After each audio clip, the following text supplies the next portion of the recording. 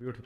मैं कुछ empowering sentences भी चाह रहा हूँ बताना ऑडियंस को और आपके सामने रखना चाह रहा हूँ अंबिया के, जिनसे पता लगता है कि उनका पर्पस कितना क्लियर था। यानी इतनी ऑपोजिशन के बावजूद वो ऐसे जुमले कह रहे हैं। सूरह यूनस में आयत नंबर 71 में ट्रांसलेशन से बयान करता हूँ। नूह अलैहिस्सलाम लोगों को कहते हैं, he said, oh my people, if my position and reminding you of the science of Allah has become burdensome upon you, then I put my trust in अल्लाह। यानी कि माय जॉब इज डन, अब मैं अल्लाह पे छोड़ता हूँ सब कुछ। यानी दिस शोज के इतना क्लियर पर्पस कि मेरी जो ड्यूटी थी वो मैंने कर दी है, बस अब अल्लाह मालिक है, अब अल्लाह संभाल लेगा। तुम्हारी तरफ से भी कोई नुकसान आता है, अल्लाह रब्बुल आलमीन संभाल लेगा, अल्लाह मेरे लिए जो है वो काफ़ी है।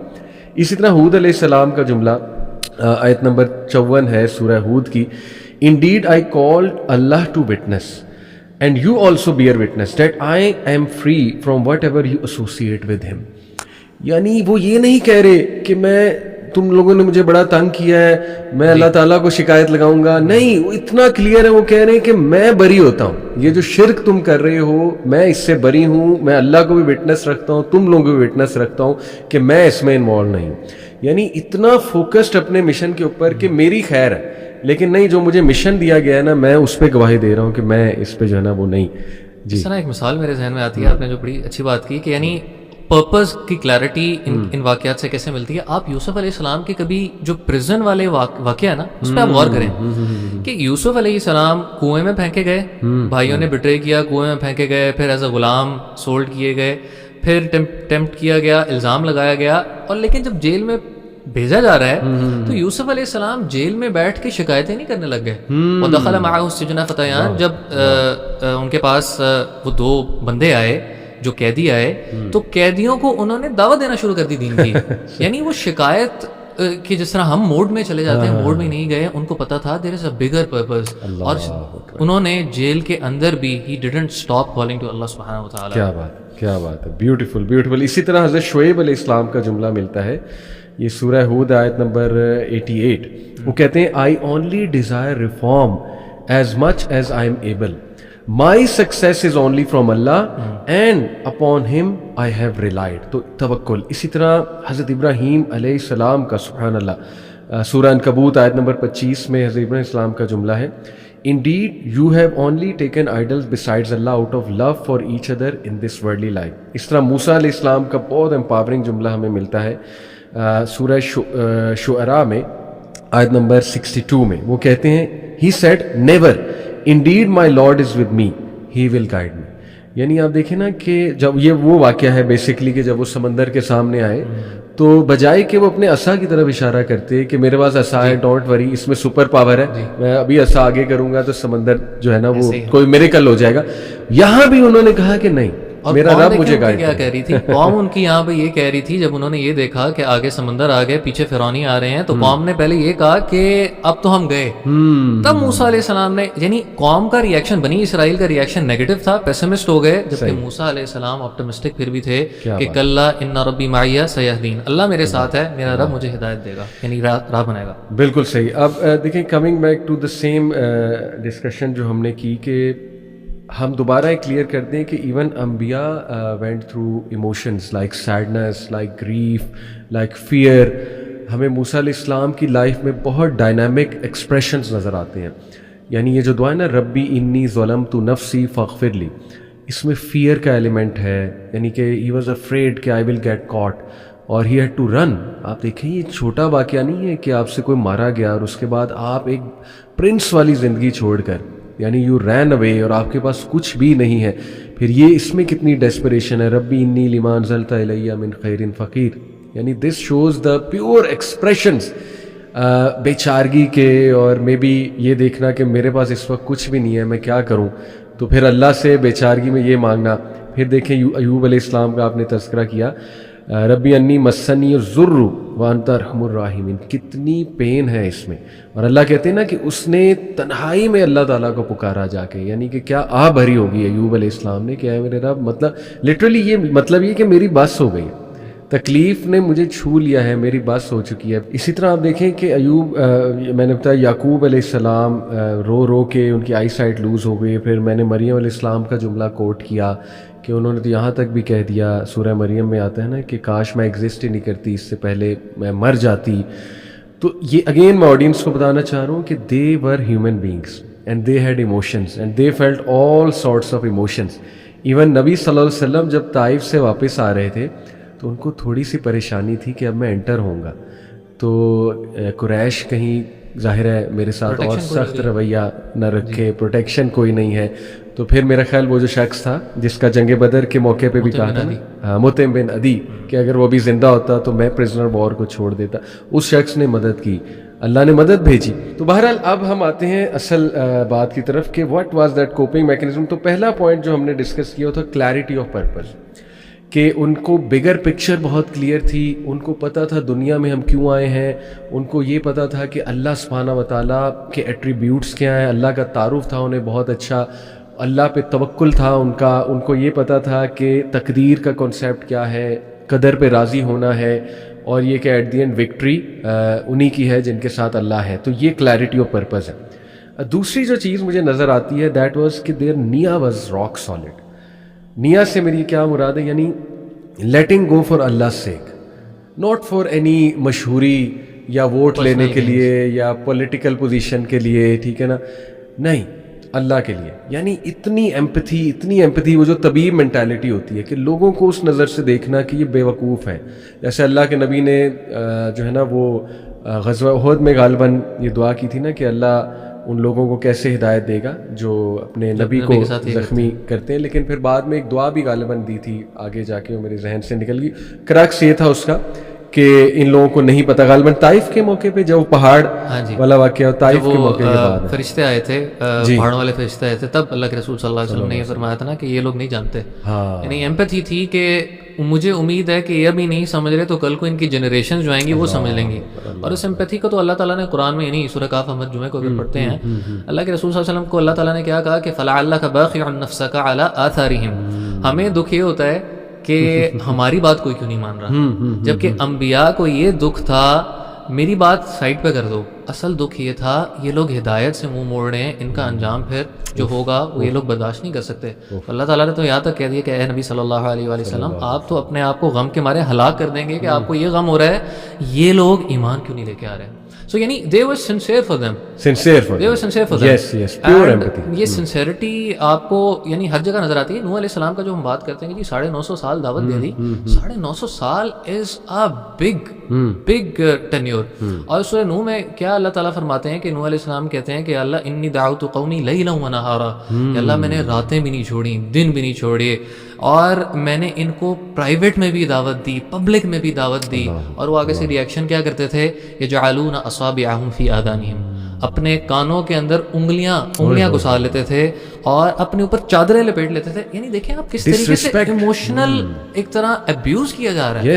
ایک نبی کے ساتھ اس طرح کا معاملہ کیا جا رہا ہے. پھر بھی نبی کہنے کو یہ بھی کہہ سکتے تھے میں نے تو ایک دفعہ پیغام پہنچا دیا، لیکن for 950 years نوح علیہ السلام was persistent because he knew کہ اگر یہ قبول نہیں کریں گے تو لاس ان کا ہے. So they were sincere in what they were doing. تو ایک تو اس میں نیا میں یہ چیز نظر آتی ہے کہ لیٹنگ گو فار اللہ سے، یہ بڑی چیز سیکھنے والی ہے کوپنگ میکینزم کے لیے. دوسرا یہ ہے کہ not expecting reward from people. اب how does this help in coping? دیکھیے when you are not expecting from people there are less chances you will be hurt by them, obvious سی بات ہے. تو یہ رویہ ایک بنانا پڑتا ہے، اپنے مائنڈ کو ٹرین کرنا پڑتا ہے کہ دیکھیں میں کر رہا ہوں تو اللہ کے لیے خالص کر رہا ہوں. تو اس پہ میں چاہتا ہوں آپ بھی تھوڑا روشنی ڈالیں کہ یہ والی نیت آپ نے اپنی لائف میں بھی دیکھا ہوگا کہ جب بھی آپ نے یہ والی نیت کی کہ اللہ کی خاطر تو that really helps in coping with difficult things. کیا خیال ہے؟ بالکل ایسے ہی ہے. یعنی انسان کا یہ جو بیہیویئر ہے نا کہ ہم کوئی کام کرتے ہیں اور اکثر لوگ کہتے ہیں جی ہمارا دل ٹوٹ جاتا ہے کسی چیز سے، وہ ٹوٹنے کی بنیادی وجہ، پرائمری پرپز، یعنی جو وجہ نکلتی ہے وہ یہی ہوتی ہے کہ آپ کی ایکسپیکٹیشن اگلوں سے تھی، آپ کی ایکسپیکٹیشن اللہ تعالیٰ کے ساتھ نہیں تھی.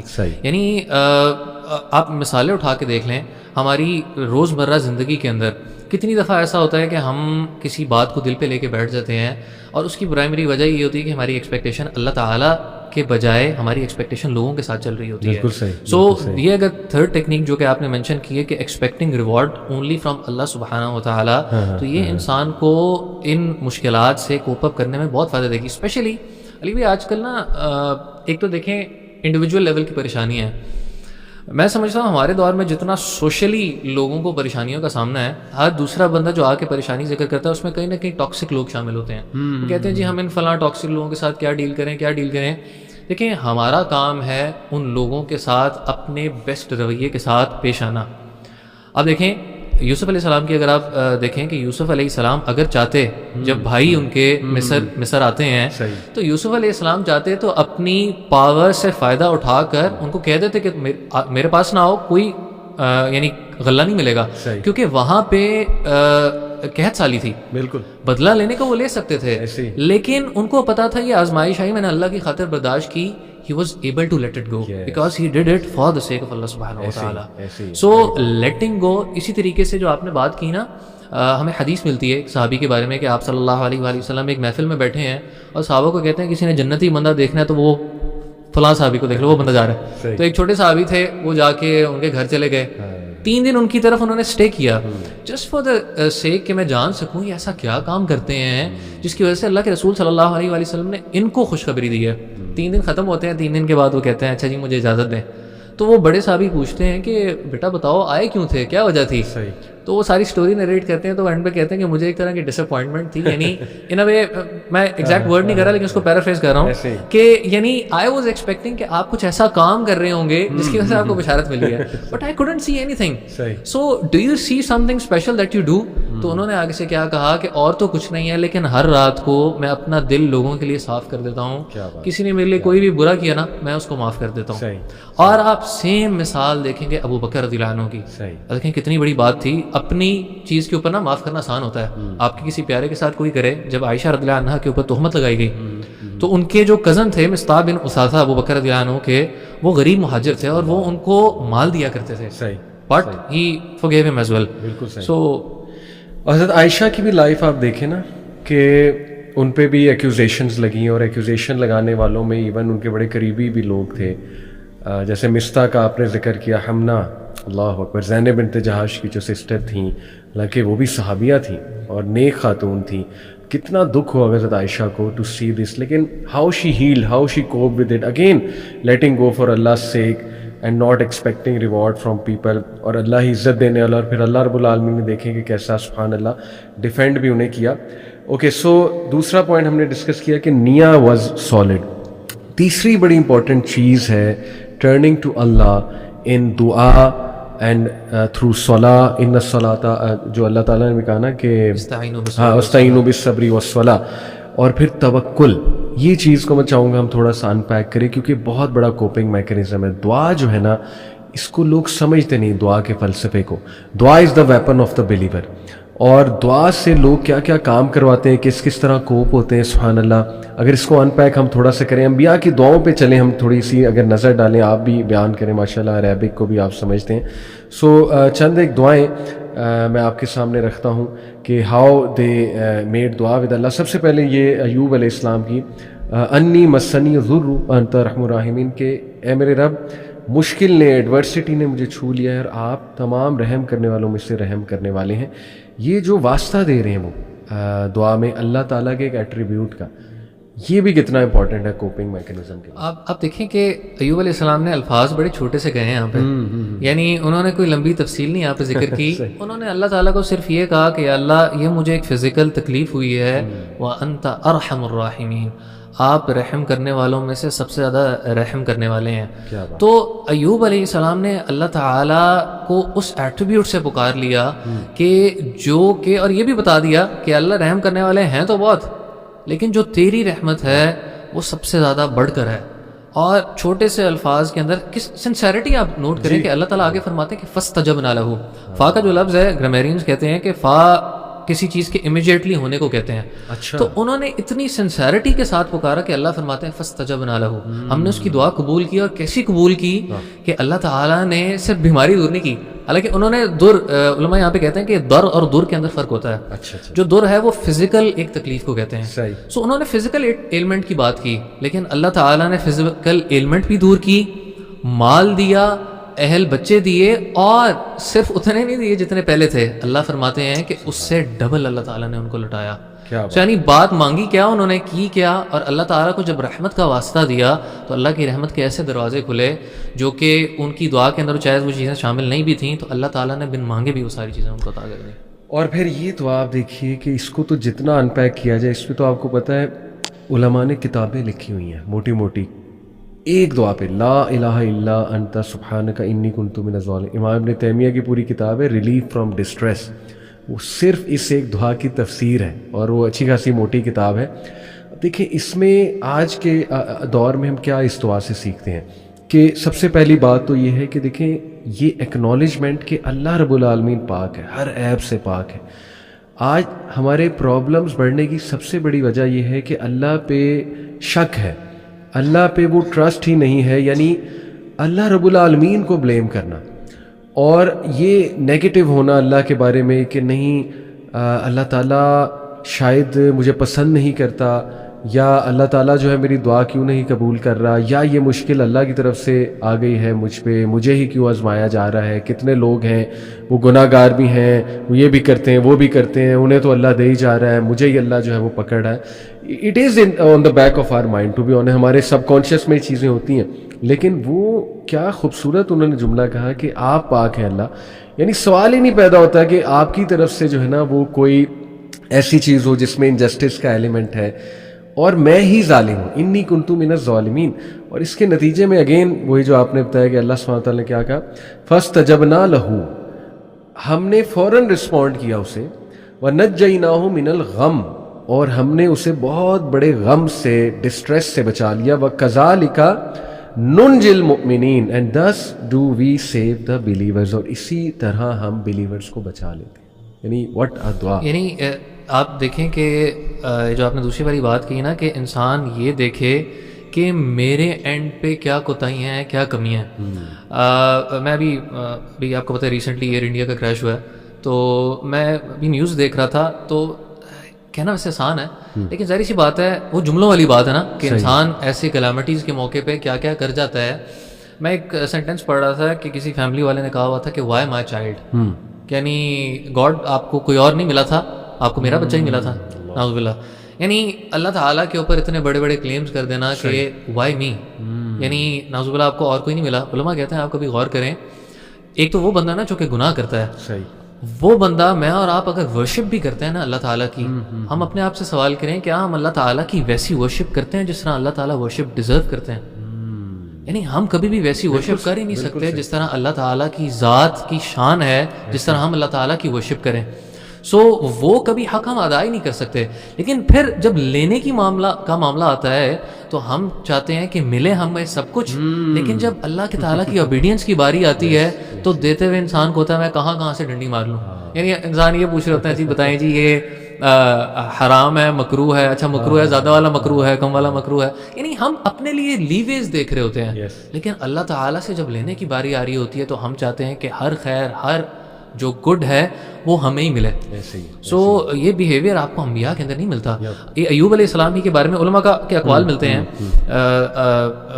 امام ابن کثیر رحمہ اللہ نے غالباً اس کو کوٹ کیا اپنی قصص الانبیاء کی بک کے اندر کہ ایوب علیہ السلام کو جب بیگم نے کہا نا کہ آپ اللہ تعالیٰ سے دعا کریں, تو ایوب علیہ السلام نے ان کو جملہ یہ کہا کہ یعنی مجھے نا ایک طرح حیا آتی ہے کہ میں اگر پیچھے غور کروں نا تو اللہ نے مجھے اتنی زندگی دی جس میں اللہ نے مجھے اتنا بلیس کیا, اور ابھی تھوڑے عرصے کے لیے آزمائش آئی ہے تو میں اللہ تعالیٰ سے اتنی جلدی یعنی میں یہ شو کروں کہ میں امپیشنٹ ہو گیا ہوں. یعنی وہ یہ دیکھ رہے ہیں کہ اللہ تعالیٰ نے مجھے کیا کیا دیا ہوا ہے. بالکل صحیح, بالکل. سو یہ سوچ بالکل یعنی آپ کے نا اینگل کو بدل دیتی ہے.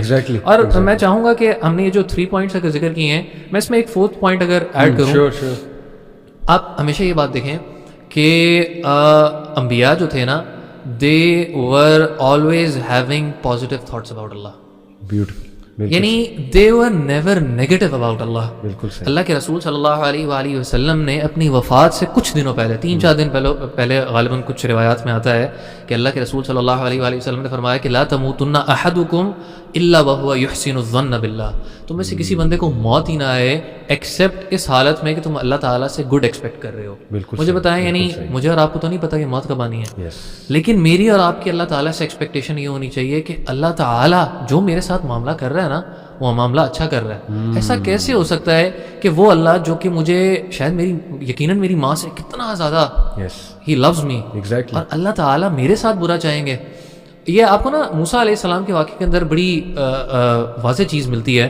موسیٰ پہنچے ہیں علیہ السلام مدین، اور مدین پہنچ کے وہ درخت کے سائے کے نیچے جب پہنچتے ہیں، نہ ان کے پاس گھر ہے، نہ فیملی ہے، نہ کاروبار ہے. بالکل صحیح. اور وہ درخت کے نیچے، لیکن اللہ سے حسن ظن، کیا حسن ظن ہے. اور یہ دعا یعنی میرے لیے personally it is one of my favourite دعا. بالکل صحیح. کہ موسیٰ علیہ السلام فرماتے ہیں کہ ربی او مائی لارڈ انی لما انزلت الی من خیر فقیر. اللہ وٹ ایور خیر جو آپ میرے اوپر نازل کریں گے نا، میں اس کا محتاج ہوں، میں آپ کے سامنے یعنی فقیر ہوں. بالکل ٹھیک. سو دے ور پازیٹیو کہ اللہ تعالیٰ جب ان کو دیں گے نا، دے ول گیو دیم گڈ.